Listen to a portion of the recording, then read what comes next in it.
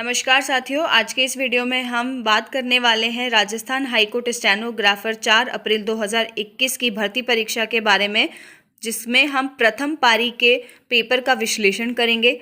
और आप इस बात से बिल्कुल निश्चिंत रहें कि ये वीडियो आप लोगों के लिए ऑथेंटिकेट होगा या नहीं, क्योंकि इस वीडियो में मैं जो भी जानकारी आप लोगों को देने वाली हूँ वो 101% एक्यूरेट और ऑथेंटिकेट है। तो आप वीडियो को अंत तक देखें, क्योंकि इस वीडियो में मैं आप लोगों को बताने वाली हूँ एग्जैक्ट क्वेश्चंस जो एग्जाम में आप लोगों से आज पूछे गए हैं। साथ ही साथ अगर आपका कोई एग्जाम आने वाले दिनों में है तो ये वीडियो आप लोगों के लिए काफ़ी ज़्यादा बेनिफिशियल हो सकता है। तो अगर मैं बात करूं डिक्टेशन की, तो यहाँ पर सबसे पहले मैं आप लोगों को बता दूं कि डिक्टेशन में कोई भी पूर्ण विराम कॉमा का उपयोग किया जा रहा है तो उसके बारे में डिक्टेशन में बोला नहीं जा रहा है। वो आप लोगों को अपनी नॉलेज के अकॉर्डिंग खुद से लगाना है।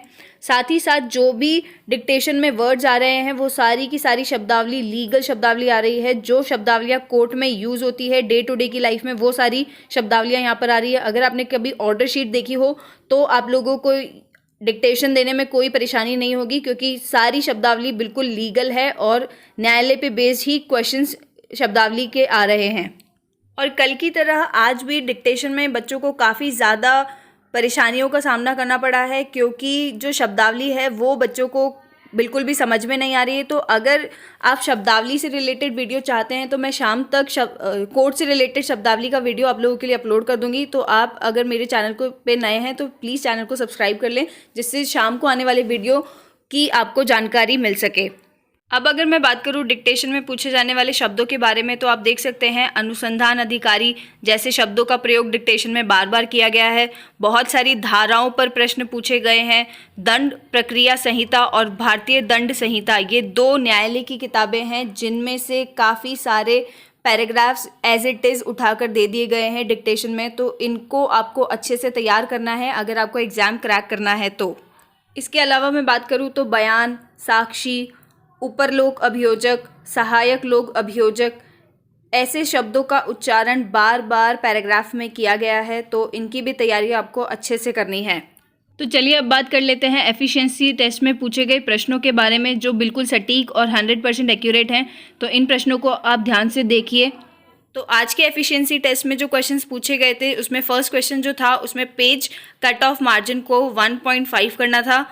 सेकेंड क्वेश्चन में हेडर को पेज नंबर 2 से स्टार्ट करना था। थर्ड क्वेश्चन में पैराग्राफ को बोल्ड करने के लिए कहा गया था। फोर्थ क्वेश्चन में स्वास्थ्य शब्द को अंडरलाइन करना था। फिफ्थ क्वेश्चन में पैराग्राफ को राइट अलाइनमेंट करना था। सिक्स्थ क्वेश्चन में पैराग्राफ को डबल स्ट्राइक आउट करना था। इसके बाद सेवन्थ क्वेश्चन में फॉन्ट की साइज़ 14 करने के लिए कहा गया था। एट्थ क्वेश्चन में फुटर में जयपुर लिखने के लिए कहा गया था। उसके बाद में नाइन्थ क्वेश्चन में पैराग्राफ में टॉप बॉर्डर डालने को बोला गया था। और आखिरी 10th क्वेश्चन में आफ्टर स्पेसिंग करने के लिए कहा गया था। इसके बाद में अगर मैं बात करूं टेबल की, तो टेबल में कल की तरह ही 3 प्रश्न पूछे गए हैं और ये जो प्रश्न हैं ये कल के पेपर जैसे ही हैं। अगर मैं पहले प्रश्न की बात करूं तो पहले प्रश्न में टेबल में फॉन्ट को बोल्ड करने के लिए कहा गया था। दूसरे प्रश्न में टेबल में फॉन्ट का कलर चेंज करने के लिए कहा गया था। और तीसरे प्रश्न में टेबल में डबल स्ट्राइक आउट करने के लिए कहा गया था। लास्ट में मैं आप लोगों को कमेंट सेक्शन में पूछे जा रहे बहुत सारे सवालों के जवाब मैं आपको यहाँ पर दे देती हूँ। जैसा कि बहुत ज़्यादा कॉमन क्वेश्चन है कि कीबोर्ड कौन सा यूज़ किया जा रहा है, तो मैं आपको बता दूँ कि आर्य कॉलेज में जो कीबोर्ड हैं वो ज़्यादातर डेल 200 और डेल 210 है। तो अगर आपने इन कीबोर्ड्स पे प्रैक्टिस करी है तो आप लोगों के लिए एग्ज़ाम काफ़ी ज़्यादा आसान रहने वाला है। दूसरा जो क्वेश्चन है वो भी काफ़ी लोग पूछ रहे हैं कि कौन सा सॉफ्टवेयर वहाँ पर यूज़ हो रहा है, MS word, Sony typing tutor. तो मैं आप लोगों को बता दूं कि यहाँ पर कोई भी सॉफ्टवेयर यूज़ नहीं किया जा रहा है टाइपिंग का, क्योंकि जो टाइपिंग सॉफ्टवेयर है वो हाई कोर्ट का खुद का सॉफ्टवेयर होता है और उसी पर टाइपिंग टेस्ट लिया जा रहा है। अगर मैं आपको बिल्कुल एग्जैक्ट आइडिया दूं तो अगर आपने सोनी टाइपिंग ट्यूटर कभी देखा है तो उस तरीके का ही टाइपिंग टेस्ट यहाँ पर हो रहा है, क्योंकि पूरा पैराग्राफ आपको स्क्रीन पर दिखाई देता है।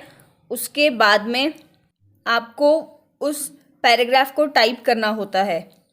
और मैं आपको बताऊं तो आज के पेपर में जो टाइपिंग थी वो 2 पेज और 2 लाइनों की टाइपिंग यहाँ पर आप लोगों से करवाई गई है आज के एग्ज़ाम में। उसके बाद में एक लास्ट बात और यहाँ पर इम्पॉर्टेंट है कि जो बैक स्पेस है वो आप यूज़ कर सकते हैं, पर कर्सर को आप यहाँ पर मूव नहीं कर सकते हैं। तो इस बात का ध्यान आप लोगों को रखना है। तो आई होप मैंने आपके सारे सवालों के जवाब यहाँ पर दे दिए हैं। फिर भी अगर कोई डाउट आप लोगों के मन में रह जाता है तो आप मुझे कमेंट सेक्शन में ज़रूर कमेंट करें, मैं ज़रूर उस सवाल का जवाब देने की कोशिश करूँगी। And thank you so much for watching the video.